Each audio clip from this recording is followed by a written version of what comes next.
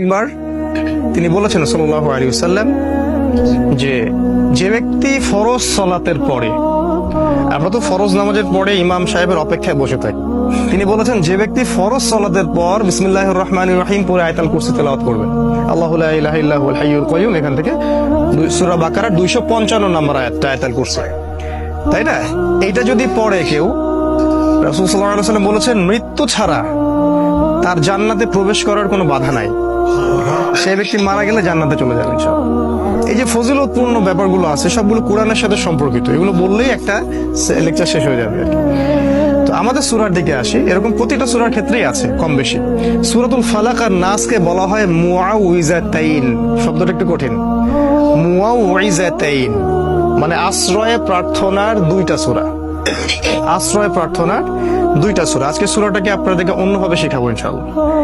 আমি বলেছি এটা 113 এবং 114 নম্বর সূরা। এই সূরাটা মাক্কি সূরা বোঝেন?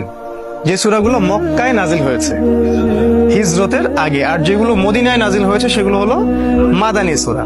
মাক্কি সূরাতে কিছু জিনিস কমন থাকে। কমন গুলো হচ্ছে এখানে তাওহীদ, রিসালাত, পরকাল, মৃত্যু, কবর, পুনরুত্থান, এই বিষয়গুলোর আলোচনা বেশি আসছে মাক্কি সূরায়। কারণ শুরুর দিকে তো সবাই অমুসলিম, তাদেরকে আগে না আল্লাহর দিকে নিয়ে আসতে হবে, তারপরে না বিধান প্রয়োগ করবেন, তাই না? বোমা মেরে কি আর ইসলাম কায়েম হয়? আগে মানুষের ভিতরটা তো সংশোধন করতে হবে।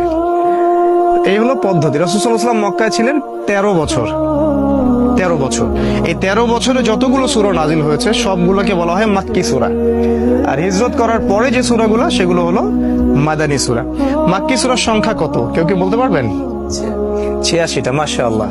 আর মাদানী সূরার সংখ্যা 28টা, মাশাআল্লাহ। এই হলো 114 সূরা। তো এই সূরাতুল ফালাক আর নাস, যেটা আজকে আমাদের আলোচনার টপিক, এটার একটা শানে নজুল আছে। শানে নজুল মানে হচ্ছে নাজিল হওয়ার প্রেক্ষাপট। প্রত্যেকটা মনে রাখবেন, প্রত্যেকটা সূরা, প্রত্যেকটা আয়াত এর নাজিল হওয়ার পিছনে কোনো না কোনো ঘটনা আছে। শুধু তাই নয়, যে হাদিসগুলো আমরা জানি এই হাদিসগুলোরও শানে নজুল আছে।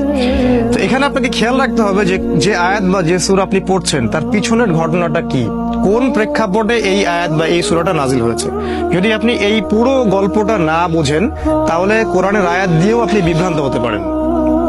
যেমন অনেক ভাই আমাদের জিহাদের আয়াত শুনে কিন্তু বিভ্রান্ত হয়ে যাচ্ছে। আবার অনেক ভাই আছেন যারা হাদিসের কোন হাদিস কোথায় প্রয়োগ করতে হয় সেটার জ্ঞান হারিয়ে ফেলছেন। এখন দেখা যাচ্ছে গরুর মাথা ছাগলের লেজে আর ছাগলের মাথা গরুর লেজে লাগানো যাচ্ছে, ঠিক আছে? এটা সমস্যা। তো এই জন্য শানে নজুল জানার দরকার আছে। সূরা ফালাক আর নাসের শানে নজুল হচ্ছে এই যে একবার রাসূল সাল্লাল্লাহু আলাইহি ওয়াসাল্লামকে জাদু করা হয়েছিল।